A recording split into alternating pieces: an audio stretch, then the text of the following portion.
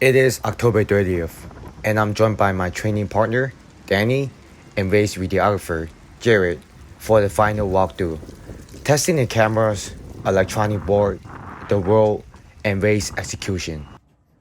Hey guys, I just want to give a quick update. Today is October 30th, and tomorrow is my first ultramarathon race, which is a 50-miler.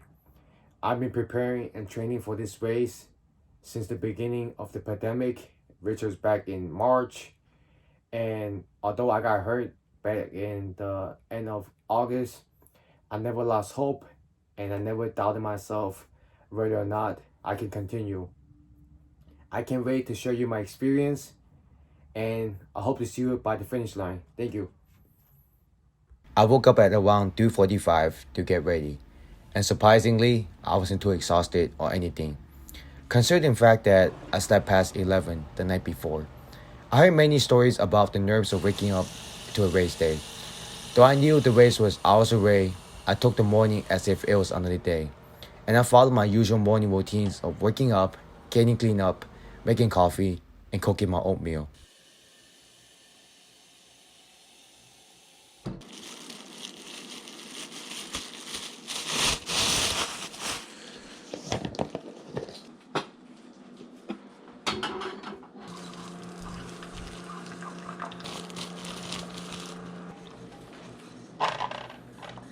For our aid station and car trunk, I was preparing PB&J sandwiches, electrolyte drinks, avocado toast, along with cases of Monster Energy drinks, Rain Energy Fuel, oatmeal cookies, roasted almonds and peanuts, bananas, sweet potatoes, Gatorade Energy Chews, and gels. For breakfast, I had oatmeal, banana, and dark roast coffee. It was the right balance of complex and rich source of carbs that can give me immediate energy and delay emptying into the stomach. After eating breakfast and preparing my bags, I said goodbye to my mom and was picked up by Danny and Tiffany, and here we are heading out to the race. As 7 a.m. was approaching, I went to pick up my race packet. Everything went smoothly, and inside the packet, there was my bib and a dry fit long sleeve t-shirt by the Chicago Lakefront organizers. Number 22. Hi guys, I'm here with James. He's my first pace runner for the day, and I'm really grateful because we have 4 people here in the morning. We got Garrett, Tiffany, and Danny. And James, he got my first lap. We've been training in the morning for a long time, and I can't wait to get started. The finish line is like down there, and the starting line as well. So we'll buy a car. We got all these snacks right here. I'm very grateful, and I can't wait to crush this race. Right before 7, all the 50 miles participants were gathered next to the aid station and packet drop-off, and there were roughly 31 of us. Since this was my first ultramarathon ever, I didn't expect to know anyone, and I was ready to run my own race at my own pace. During the first lap, we were guided by the co-race director, Jeff Lights, on his bike to ensure that we're running on the right path and not getting off track. I got off on the right track at around 8:30 minute per mile pace and was joined by James, who was my pace runner for lap 1, and Garrett, who was on his electric board recording footage from a variety of angles, and this was one of them.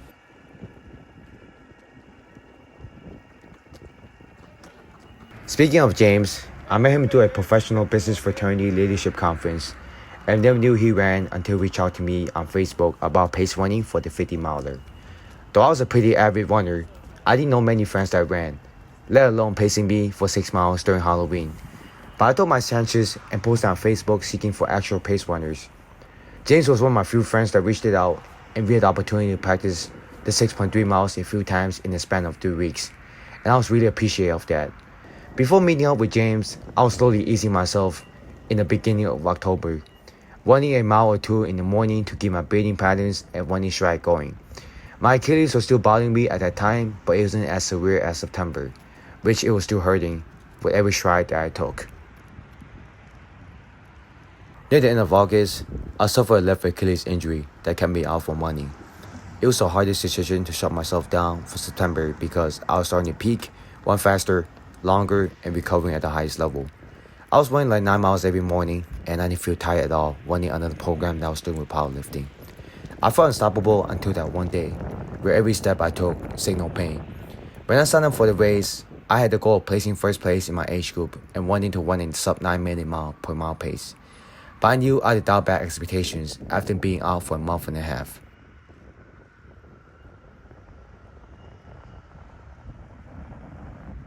Despite not being able to train for the race for a month and a half, I never questioned myself whether or not I could finish a 50-miler.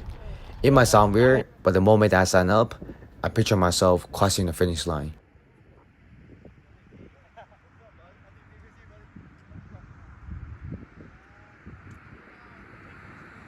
Hi everybody, I'm James. I'm friends with Waylon. I met him through AKSI because we actually met at a conference through that.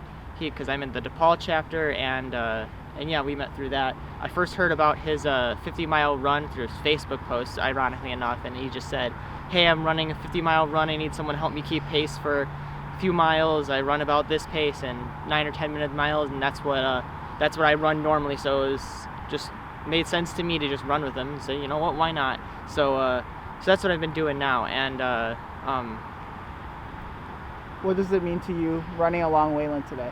To me, running along Waylon today just means like it's a great opportunity to really just help him out and build a good relationship with him is really what I was looking for out of this thing. So that's probably what I was looking for the most in it. And if there's anything I've got for Waylon, is just good luck, and I'll be checking in with you as soon as 11 hours passes and you should be done.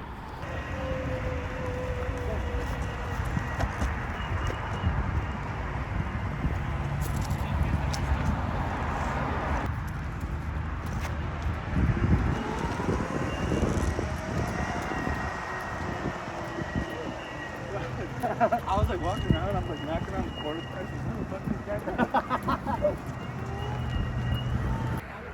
For lap 2, I was joined by Garrett, another good friend that I met through the professional business fraternity.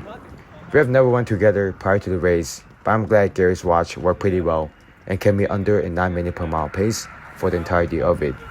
It was the first time I've seen Garrett since March when COVID-19 hit on campus.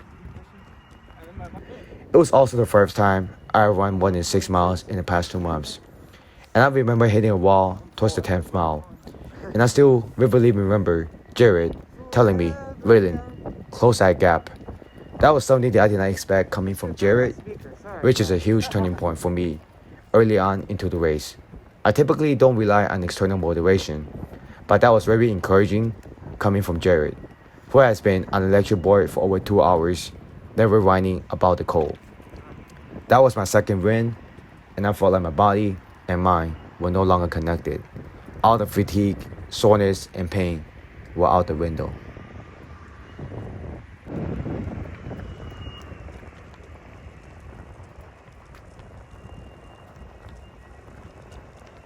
Returning for lap 3, Hugo and the crew were waiting for me at the starting line with fuel and enthusiasm. Hugo was by far the most significant addition to my running crew, as we barely met on Facebook a little over a week ago through a running group. At the time, I was missing 2 pace runners for lap 3 and 4, and connecting with him was a huge boost. Not only was he a great runner, but an incredible human being as well. It was our first real interaction together during those 13.2 miles, and I'm glad to have him by my side. What was the last time you ran? A running partner. I mean, like 2 days ago, I did like 4 miles. And then you just did Then, this? yeah. Any cramps? Anything? Nah, I feel good. You feel good? Yeah. Surprising. I think it's different running with someone else. You know, like the conversation makes it go by faster. Yeah. So Garrett, how was the run? It was good. We just got back a little bit ago. Finished 6 miles in about an hour. Waylon's looking strong. Every single time he finishes a lap, he says one more lap just to, mind over matter. So I have no doubt that he'll finish. Running with him was great. I'll know he'll do really well in this race. You want to wish him good luck? Good luck, Waylon. You don't need luck. You're gonna finish. You got this.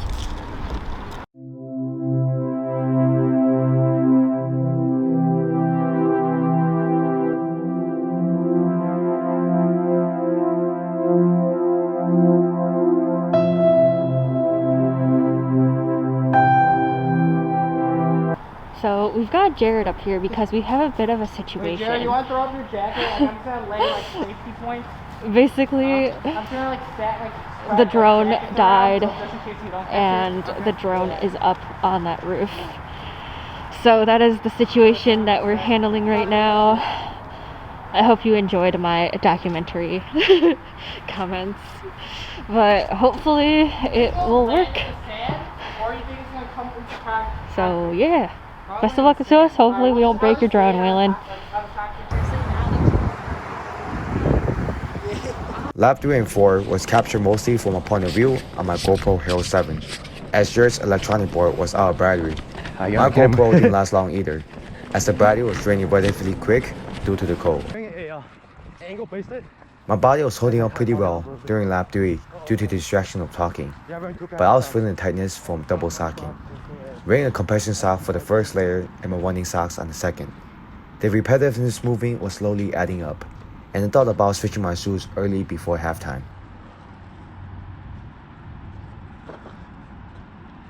I was able to cut through the tightness from double socking by not thinking about it, and we made our way back to the starting line.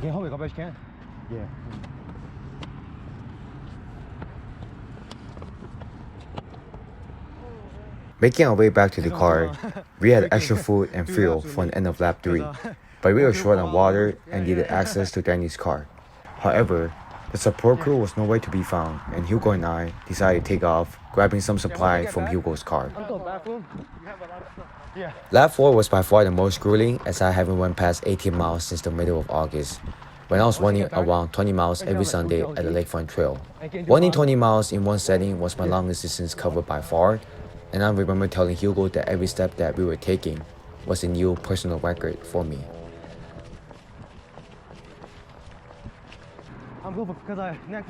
Though my hamstrings and ankles were tight and swelling up from lack of training in the recent month, my drive to cross the finish line was leading every step of the way, from 18 to 19, from 19 to 20, from 20 to 21, and so forth. Ultimately, this lap became the slowest out of the first 4, but setting a new personal record kept my spirit high, and we were able to reach the filming crew and the next pace runner to get ready for lap 5. Yeah. Tiffany, one job, huh? As we were making our way back to the car, the first news that I got was that my Mavic mini drone was stuck on top of a beach house.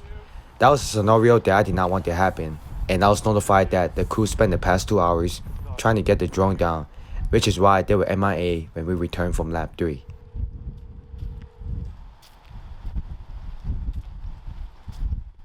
In the meantime, I decided to take a halftime break as my left foot was starting to swollen up, part due to running almost 25 miles and for my unhealed sprained ankle.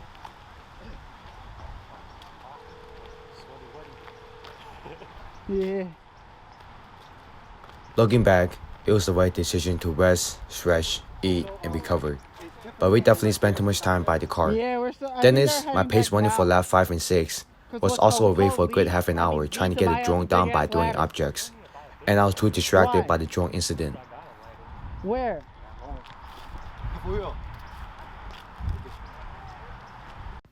For body maintenance, I got a hamstring stretch from Hugo and massaged myself with my massage stick and massage gun. And since my ankle is swelling up, I sprayed biofreeze on the area and switched from my New Balance 860 into Ultra Touring 4 and was ready to rock and roll. Shout out to Hugo for giving me a hamstring stretch right now. Yep. I'm on the ground, as you can see. We got the whole team right here. It's halftime. Alright, hey guys, my name's Hugo. I'm from Chicago, and I was a pacer for Waylon. We met through Facebook. He just randomly wrote down in a Facebook runner group if anybody was willing to pace him for his 50 miler, and I thought it was a really cool thing what he was doing. I myself want to do a 50 miler one day, so I thought what a cool experience to be part of and help pace him, and then I could learn a little bit about what a 50 miler is all about myself. What does it mean to you to run along with Waylon today? It was inspirational. It meant a lot. Just the idea of meeting somebody, honestly a total stranger, on Facebook, and just seeing how passionate he was about about this run and his goals, it really inspired me to do the same. Is there anything else that you want to share with Waylon, like any messages to him, and then where can the audience find you, like any social media platforms or anything? Well, I'll tell him to keep pushing it. He has a big spirit. Just running with him 12 miles, I got to know, we talked a lot about pretty deep things and inspirational things, and I just think he's a great person from the little that I know him, and I hope to meet him again in Austin, February. And I don't really have social media, just trying to disconnect from all that, to be honest with you guys. But yeah, just you guys can see me out in running communities in Chicago and Austin. Hugo. It's now that Jared is leaving, so we're gonna make sure that. Who's leaving? Jared. Jared. Oh, yeah. Jared. He's gonna make sure that we're on the same page.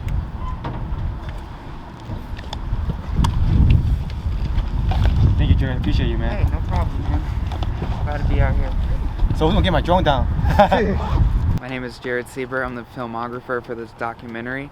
I've known Waylon since my time at UIC when I was a brother for AK Psi, and I wanted to join this documentary that we were making for him to show that, you know, how dedicated he is to this process and his to his fitness, and I just really wanted to be able to put that on screen for him.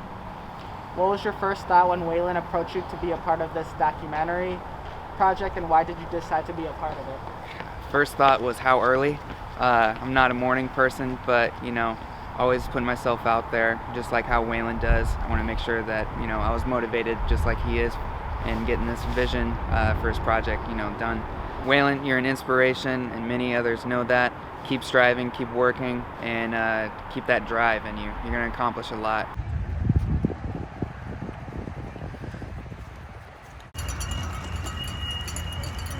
For lap 5, I was paced by Dennis Lane, who I've been known since middle school but never got a chance to connect until he reached out to me about potentially pacing me for the race. We ran together once before the race, and I found out that Dennis has issues with IT bands and still haven't recovered fully from a 15K that he ran back in November.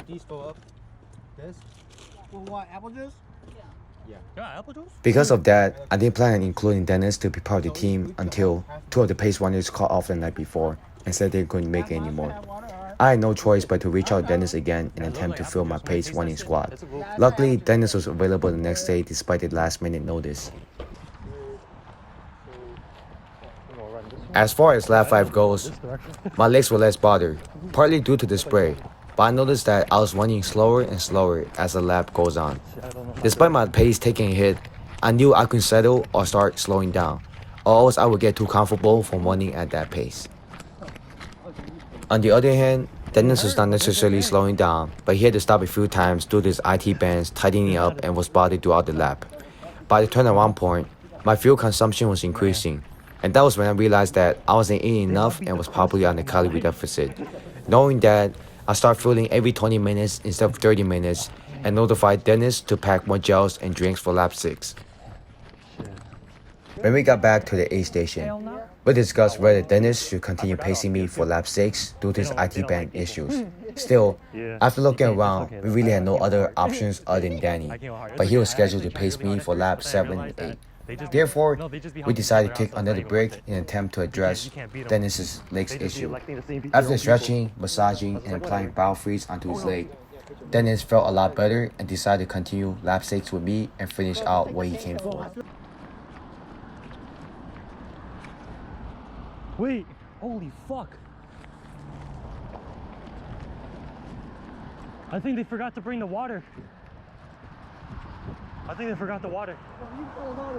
Huh? 10 minutes into lap 6, we realized that the water bottles were not packed into the running vest. So we decided for Dennis to turn around and come back with fuel. And that was it. I was all alone by myself at miles 33 without carrying anything and determined to keep striving forward and finish the race.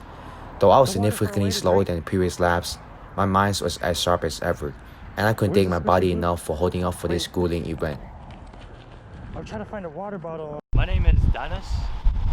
I met Wei in school. My experience running with him is he's a tough guy. He doesn't stop unless he's thirsty. Do you want to talk about the whole water situation? Water situation. Nah, I don't really want to talk about Talk about it. Do it. It's a fun story. Okay, so pretty much, I don't know who forgot the water out of 3 people. Probably you. I don't know who. So someone was supposed to pack the water. Then I was gonna offer. Yeah, then I offered to like weigh some water, and I was like, "Where's the water?" I couldn't feel it in my back. So then we scrambled around. How did we give you the water? So I was running against the highway. I was looking for this black Camry right here. Then I like dolphin dive. I opened the back seat. I dolphin dived in. Then we went up like a few miles. Then I jumped out in the middle of the highway, popped the trunk, grabbed like 4 drinks. just ran. And how did you find him again? How did I find him? I was just asking every runner, like, have you seen a light-skinned Chinese guy that has like a buzz cut, a headband, that's wearing long pants? And I found him.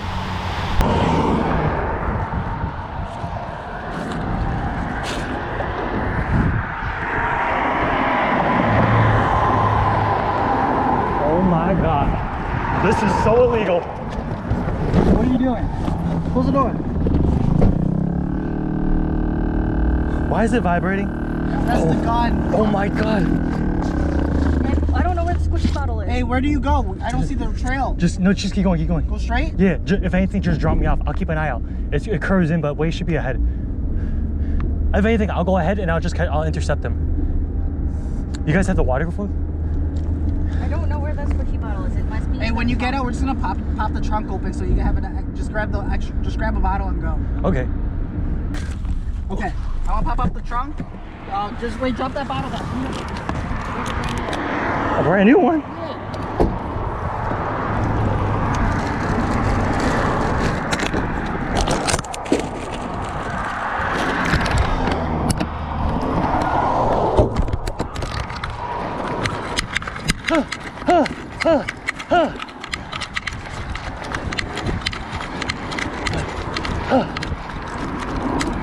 Where he at? Hey, quick question. Have you seen my buddy with a headband? Which one? He's like a Chinese guy. He has a headband on his head. Do you happen to see him? Dude, I don't even know where I'm at right That's now. okay. I'm sorry. That's the best way. I can't remember. That's the best thing. Hey, just a quick question. I'm trying to chase down my buddy. He has a headband on. He has glasses. He has a headband on. Have you seen him? I know that you were running with him before. Yeah. Did you see him on the way here? Because I'm trying to track him. You know. Yeah. I think he either went ahead. I'm trying to find out. Yeah. And I haven't seen him. No, I don't think we passed him though, so he might be going around. he's ahead, right? I think so. Okay, thank you so much. I hope so. Actually, I might ask. Excuse me. Quick question. You remember the guy I was running with? Huh? You remember the guy I was running with the headband? No. Yes. Do you know? Did you see him that way? I'm so like out of it right now. That's okay. Not sure. I'm trying to chase him. You know, I'm trying to keep him alive. Yeah, I can't for the life of me. Can I give you my number? Sure. And if you see him on that way, give me a call. Is that possible? Sure. Thank you so much. Yeah. I'm not the most lucid right now. I'm in a pretty decent amount of pain, but That's okay. We're all in that kind of shape. You want a water? I am good, thank you. It's phone number? 312 312 730 730 5696. 5696. 312 730 5696. Correct. All right, cool. Your name is? Just do Denny. All right, I will let you know if I see Okay, him. thank you so much. Because I know he's either a little ahead of me or a little behind. Thank you so much. About 30 minutes later, I heard familiar footsteps about 10 feet away. To no one's surprise, Dennis was coming in clutch with many water bottles and electrolyte drinks. Some of these are empty. Yeah, shout out to Dennis. Is on? He came with my bottles. As we continue to stride forward to the turnaround point, I vividly remember Dennis saying, "Keep pushing away, I'm right behind you." And as soon as I heard that, I took off to the races and Dennis was almost out of reach. We didn't regroup until 20 minutes later for fuel, and by that point, the aid station was within reach and I was looking forward to running with Danny for laps 7 and 8. Stop, not done. Job not done.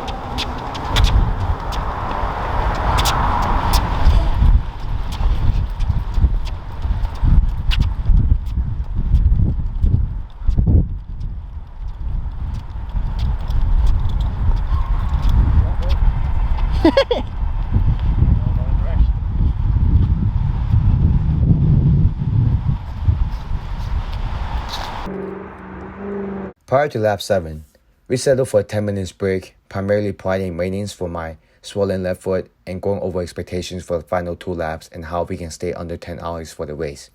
At this point, most of our phone, camera, and portable chargers were dead, and therefore, there weren't any additional footage.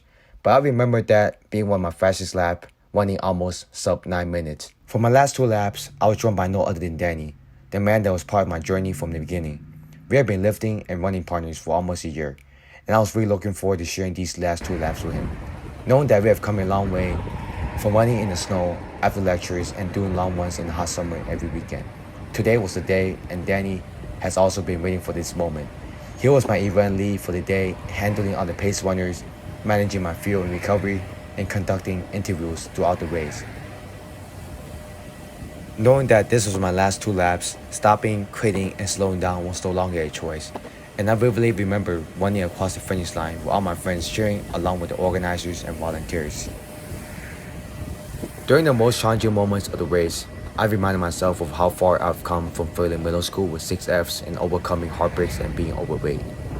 We often shrink during difficult situations, but if we do enough to remind ourselves of how great we are and everything we have accomplished, those reminders will get us through tough times. That being said, I wouldn't be able to accomplish half of what I did without the help from all my pace runners, event leads, support crew, and friends from afar. I want to give a special thanks to Danny, Tiffany, Garrett, James, Garrett, Hugo, Dennis, and Z for contributing to my first ever ultramarathon. Alright guys, I'm here with Danny. Right after receiving my 50-mile finisher belt buckle, Danny, Z, and I went for a quick walk to observe everything that happened in the past 11 hours and talk about how we got to this point before spending another 2 hours trying to get my drone down from the roof of the beach house. I went to my friend's house to get him a ladder, and then still trying to get his drone, but just trying to help my brother out. Danny, and you? What about you out? I mean, I've been with you since the start of the process. I gotta come and support to end the day. Hey man, great job. Yo, how you feeling? Honestly, it don't feel too bad. I still remember when I did the Project Vision 20 miler and I could barely walk. And today, after the 50 miler, right now we and Z are here enjoying a walk, just to cool down. It's not so bad. I'm not sure how I'll feel tomorrow, but live your best day, guys. Enjoy the moment. The drone attempt was unsuccessful at last, and we all ended up going home to celebrate the rest of Halloween before meeting up again on Sunday for a post-race celebration at Sushi Taco. Post-race celebration with some of my favorite sushis. So let's cherish this moment and be thankful for everything that we have.